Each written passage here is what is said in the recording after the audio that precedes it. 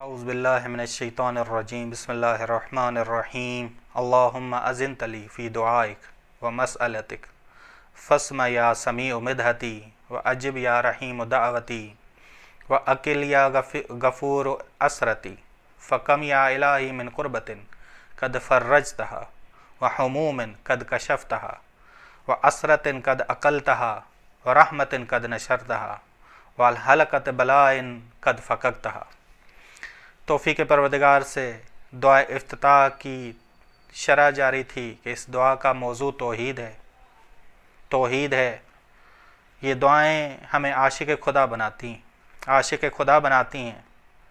بس پہلے ہم عاقل بنتے ہیں ان دعاؤں کے وسیلے سے، پھر ہم عاشق خدا بنتے ہیں۔ بس انسان جتنا عاقل ہوگا اتنا ہی اللہ کی اطاعت سے لذت اٹھاتا ہے۔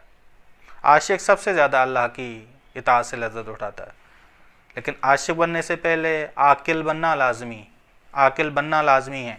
ٹھیک کہ یہ ائمہ فرماتے ہیں الہی من ذاق حلاوت محبتک، خدا جو تیری محبت کا مزہ چکھ لے، شیرینی کا لذت اٹھا لے، وہ کسی غیر کو نہیں چاہ سکتا۔ کسی غیر کا تیرا غیر اسے مزہ نہیں دے سکتا، لذت نہیں دے سکتا۔ ٹھیک، بس دعا سے انسان عند اللہ ہو جاتا ہے، جنت اللقاء تک پہنچتا ہے، بہشت لدنی میں آ جاتا ہے۔ امام فرماتے ہیں کہ اللہم اذنت لی فی دعائے، خدا تو نے مجھے اجازت دی ہے دعا کی، تو نے مجھے مالک بنایا دعا کا، میں صرف ایک چیز کا مالک ہوں، وہ ہے دعا۔ ٹھیک، ہماری طرف سے دعا کی قبولیت کے 3 معنی ہیں ہماری طرف سے۔ پہلا، امام سجاد علیہ السلام صحیفہ سجادیہ میں فرماتے ہیں کہ پہلا، خدا ہم تیرے احکامات کی اطاعت نہیں کرتے، یہ معنی ہے ہماری دعا کی قبولیت کا۔ دوسرا، امام فرماتے ہیں کہ بعض امور جس سے تو نے منع کیا ہے اس سے ہم رکتے نہیں۔ تیسرا، تیری نعمتوں کا شکر ادا نہیں کرتے خداوند عالم۔ لیکن یہ ہماری طرف سے معنی ہے، لیکن ہم جب تیرا فضل دیکھتے ہیں، تیرا کرم دیکھتے ہیں، تیرا فضل ابتدائی ہے خداوند عالم، وَمِنَّنُكَ ابتداءٌ، تیرا فضل ابتدائی ہے۔ بس یہ تیرا فضل ہے جو ہمیں وادار کرتا ہے کہ ہم تجھ سے دعا کریں۔ اللہم اذنت لی، خدا تیرے فضل نے مجھے اجازت دی ہے کہ میں تجھ سے دعا کروں، تجھ سے سوال کروں۔ بس تیرا فضل مجھے وادار کرتا ہے، نہ کہ میرے حوالے سے معنی ہے، لیکن تیرے حوالے سے کوئی معنی نہیں ہے۔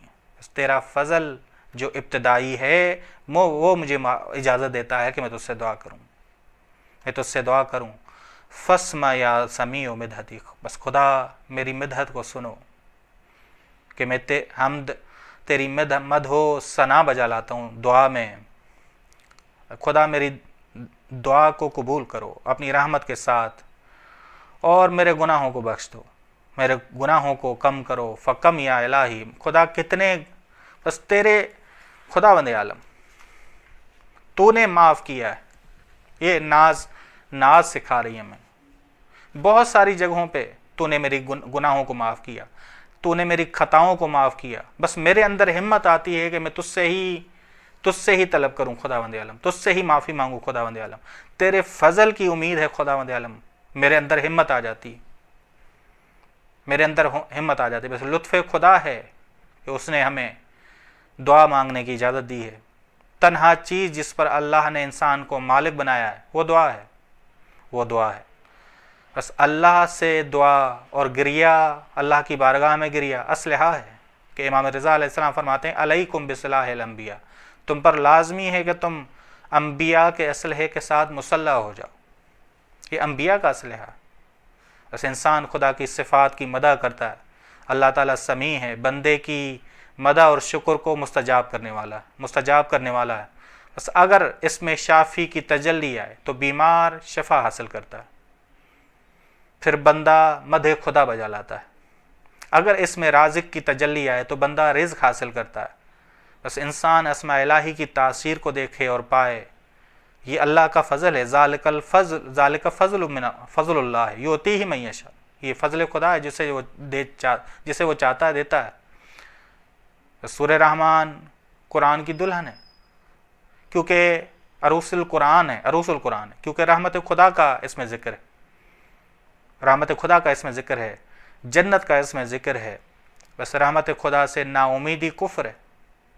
بس امام ہمیں سکھا رہے ہیں کہ کبھی بھی خدا کی رحمت سے نا امید نہ ہو، دعا کرتے رہو۔ عجب یا رحیم دعوتی، خدا اے رحیم میری دعا کو قبول کر، میری طرف سے معنی ہے لیکن تو رحیم ہے، تیرا فضل تو بہت بڑا ہے، تیری طرف سے کوئی معنی نہیں ہے خدا دیا۔ بس میرے اندر ہمت آتی ہے کہ میں گناہوں کے باوجود تیری بارگاہ میں آؤں اور تجھ سے دعا کروں خدا دیا۔ امام کتنی اعلیٰ بندگی سکھا رہے ہیں امام زمان علیہ السلام۔ ان دعاؤں کے وسیلے سے ہم امام زمان علیہ السلام سے تعلق قائم کر سکتے ہیں۔ بس ہماری حالت یہ نہ ہو کہ اللہ کی رحمت سے مایوس ہوں، ہماری حالت یہ ہو کہ ہمیشہ ہم اللہ کی رحمت کے امیدوار ہوں۔ یہ سکھا رہی ہے ہمیں۔